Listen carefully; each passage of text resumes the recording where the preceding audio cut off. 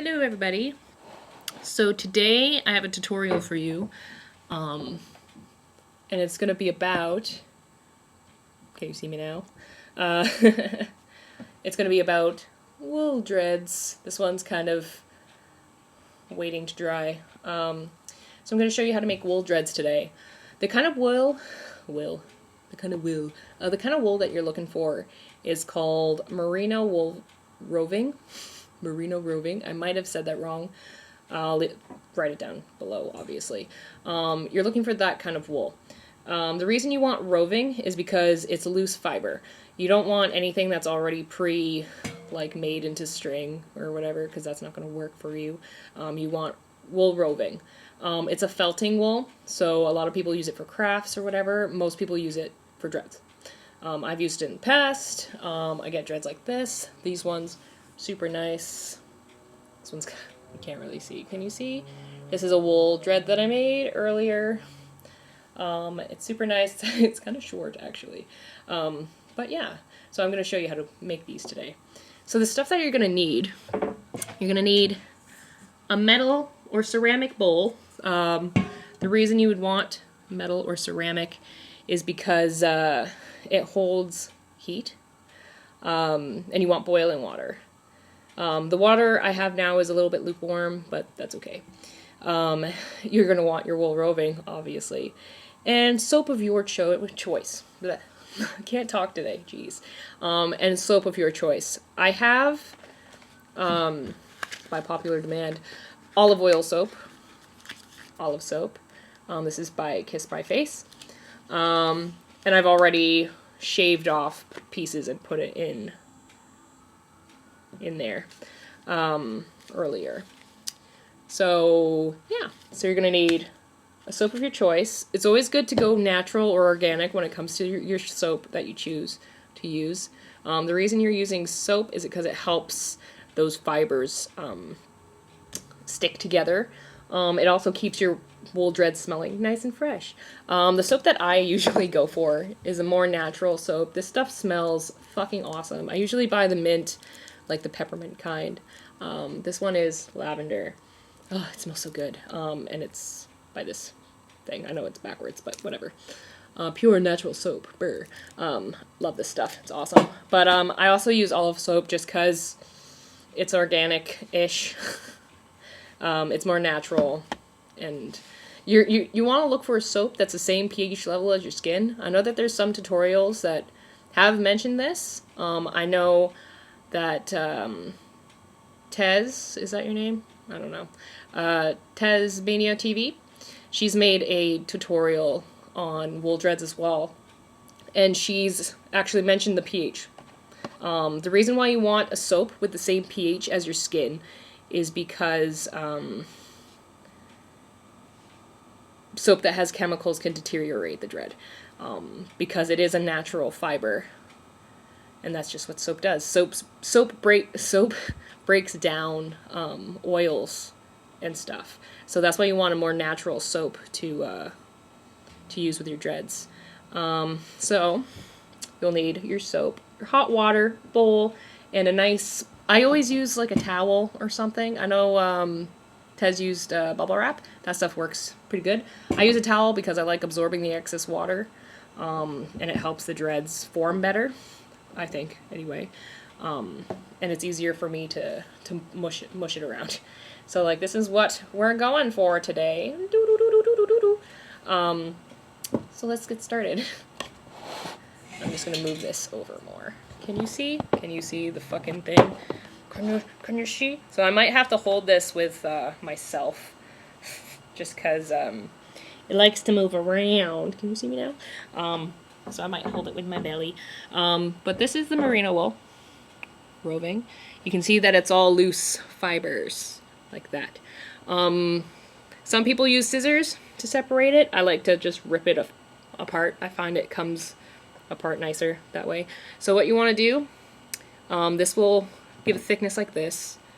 It's fine, like this much. You can always tell by like twisting it or whatever.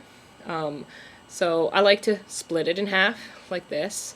So pull the fibers apart like that. If you want them super skinny, by all means. I like having them a bit longer, so I'm just gonna put it like this. This is a good trick to know if you fuck up when you're cutting your wool.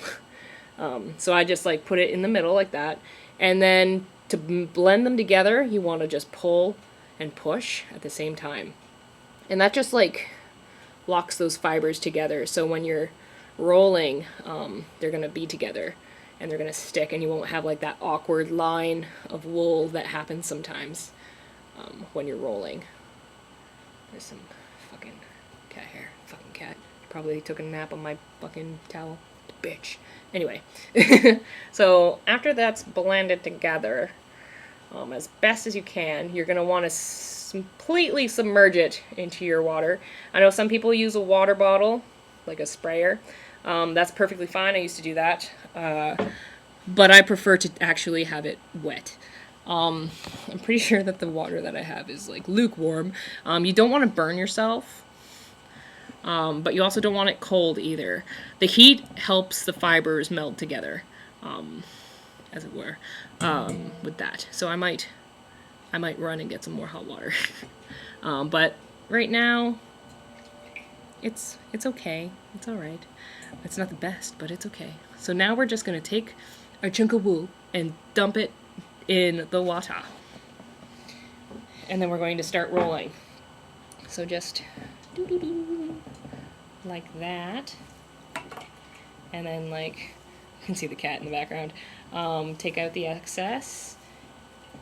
And this, just like doing that helps meld any soap or whatever, any flakes of soap out. I like to dunk it like at least 3 times and then start rolling. That way the fibers, they're together and they're not like in lumps or anything like that. So now this is going to be awkward because I have to pretty much put my gut on this thing. Pull that down a bit. Can you see what I'm doing? So now we start to roll. I like to start from the middle and then work my way out. Like that. And you can go as slow or as fast as you want. It's all up to you. When you're holding it down and rolling like this, you're pulling the fibers out. So you want to make sure that you're very careful with how you're rolling, because it can affect the way the wool is in the end. And what I mean is you can end up like having a lump like that. So you want to make sure that it's all even. All even, Stephen. Right, kitty? Right, kitty? And then that's the first roll. I like to dunk it in again to get away any excess, and then do it again. You can do this as many times as you want. If you want super fluffy dreads, do it once. If you want your dreads super, super taut and stiff, do it several times. You can do it 3-4 times. I usually do it about 3 or 4 times, just because like I like a nice stiff one. No, I like the dreads to be nice and stiff, opposed to like fluffy. Mind you, like I have made fluffy dreads before with wool. I just don't particularly like them on myself as fluffy. I like them like wormies, like thin wormies. So this is the 3rd dunk, I believe. And right to the end. Like that. So you can see that the cloth is actually absorbing the water. That's kind of what you want, because it's pulling away from the dread and it's helping it seal. That's why you want to use hot water too, opposed to like cold or anything. You can cold seal. It just doesn't come out as nice as it should. So when it comes to the ends, what I like to do is take them like this, and in the center, and dip them in to the hot water. This is kind of warm now, but it's okay. Into the hot water, and then rub them together like that. That way you have at least some form of like, of unicy. Is that even a word? So they look similar. That's what you want. And you can always like cut off the excess. Because I like my dreads to taper at the end, even if they're wool. So that looks pretty good. So now I'm just going to dump it in again, like that, and then do one more. So, starting from the middle, and just roll slowly, and then slowly pull your hands apart to the ends. It helps if it's actually on the thing, like that. So that is how you make a wool dread. If it's like this, and it's stiff, that means that you made it correctly. If it's like super duper floppy and all over the fucking place, you might want to roll more. Yeah. So I hope that you can see that. You can see how tight the wool is together. Looks super nice. I always like doing it this way, opposed to like any other method. So, just makes them nice and tapered. It'd help if this fucking thing didn't move around. There. That's nice. So, always run your fingers through to make sure that they're nice and even. This problem happens a lot with Kanekalon hair when you're backcombing. You can end up with uneven spots, but it's always good to run your fingers through regardless to make sure that they're nice and even. Now, you can tell that one side's a little bit thicker than the other. That's okay. It happens. But yeah, that's how you make a wool dread. Yeah. So again, the things that you'll need: merino wool roving, soap of your choice, of course, a knife or scissors, a nice cloth that's textured so it can absorb the excess water. Hopefully it's clean and your cat didn't sit on it. A metal or ceramic bowl with hot water. Don't boil it all the way. Don't hurt yourself. Like, you can burn yourself pretty bad. I've burnt myself doing this. So you want to make sure that you're being safe. And for the soap in the water, what I like to do, I'll show you. This is how I prep the soap. So you can see that there's like a divot kind of thing there. So what I like to do for this soap when I'm putting it in the water is I just like pull it like this, and then like it makes flakes like that.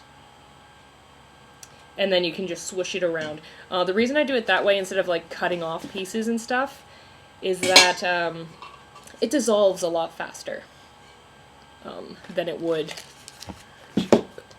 with like actually like chopping it into pieces. So yeah, it dissolves a lot faster. When it comes to soap and water, you want it to be a little bit soapy in texture, but not too soapy. And you want the water to be nice and hot. That way it helps seal the wool. I think that's all I can think of. If you have any questions about making wool dreads, or even making synthetic dreads, please, by all means, send me a message on here. You can comment down below if you like. You can send a message to me on Facebook, www.facebook.com/justjessydb. Or is it JessyDB? I can't remember. But I'll put a link in the description below. I also have an Instagram, Jessy Likes Bugs, down below. I post pictures of my pre-mades on there and works in progress. If you have any questions at all, by all means, you can email me at justjessysdreads@gmail.com. I'll also link that down below. And yeah, thank you for watching. I hope that you enjoyed this tutorial, and if you really liked it, you can subscribe. Hit the like button too, that'd be sweet. But yeah, thank you so much for watching, guys, and I'll see you in my next video. Bye!